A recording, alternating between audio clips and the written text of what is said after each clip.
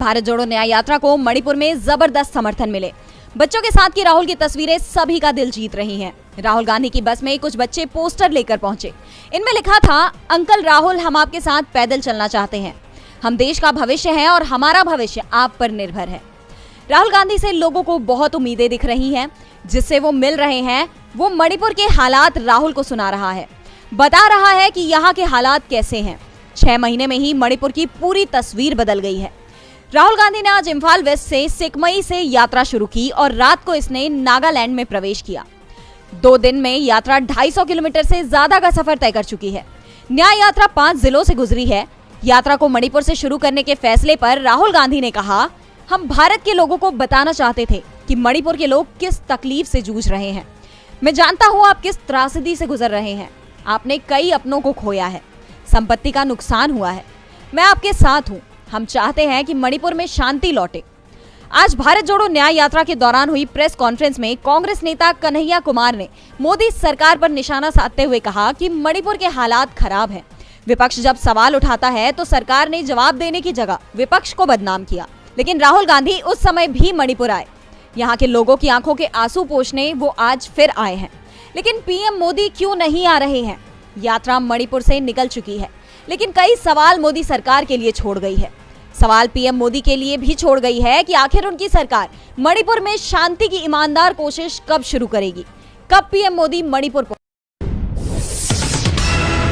और पार्टी के विधायकों की अयोग्यता के मामले में महाराष्ट्र विधानसभा के स्पीकर राहुल नार्वेकर ने शिंदे गुट के पक्ष में फैसला सुनाया था। 10 जनवरी को सुनाए अपने फैसले में नार्वेकर ने उद्धव गुट की अपील को खारिज कर दिया था। अपने फैसले में उन्होंने सीएम शिंदे सहित शिवसेना के सभी विधायकों की सदस्यता को बरकरार रखा था। नार्वेकर ने इस दौरान कहा था कि शिंदे की शिवसेना ही असली शिवसेना है। ऐसा इसलिए क्योंकि चुनाव आयोग ने भी ये बात मानी है।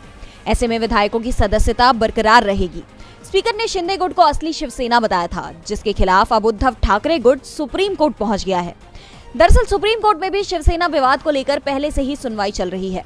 कोर्ट ने विधायकों की अयोग्यता के मामले में स्पीकर को फैसला देने का निर्देश दिया था। इस दौरान स्पीकर ने शिवसेना के अधिकार पर भी फैसला सुना दिया। उद्धव गुट ने शिवसेना पर अधिकार को लेकर पहले ही सुप्रीम कोर्ट में याचिका लगा रखी थी। ये याचिका चुनाव आयोग के फैसले के खिलाफ थी, जिसमें उसने शिंदे गुट को पार्टी का नाम और निशान पर अधिकार सौंप दिया था। उद्धव गुट की ओर से दावा किया गया है कि चुनाव आयोग के फैसले के खिलाफ पहले से ही सुप्रीम कोर्ट में सुनवाई चल रही है। जो फैसला चुनाव आयोग ने दिया वो ही सवालों के घेरे में है और विधानसभा अध्यक्ष ने चुनाव आयोग के फैसले के आधार पर ही अपना फैसला सुना दिया। शिवसेना यूबीटी नेताओं ने कहा कि सुप्रीम कोर्ट में अपना दावा मजबूत है और फैसला हमारे पक्ष में ही आया। बीच गठबंधन तय हो चुका है। सीटों के बंटवारे को लेकर बातचीत चल रही है और इस बीच बीजेपी के हाथ से चंडीगढ़ की सत्ता फिसलती दिखाई दे रही है।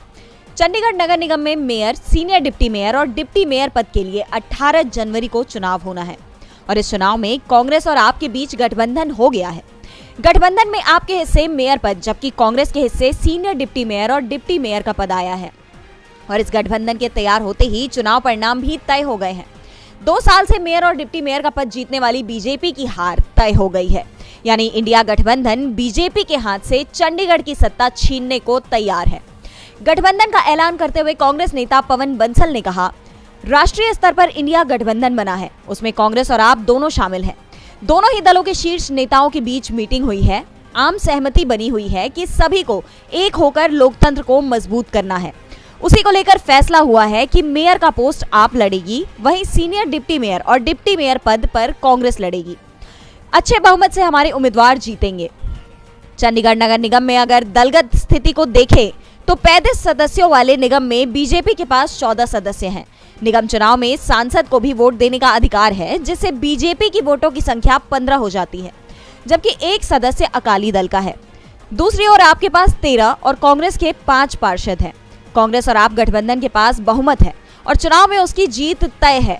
बीजेपी अभी तक सत्ता में इसलिए थी क्योंकि कांग्रेस वोटिंग का बहिष्कार कर जाती थी, जिससे आप उम्मीदवार 1-2 वोट से हार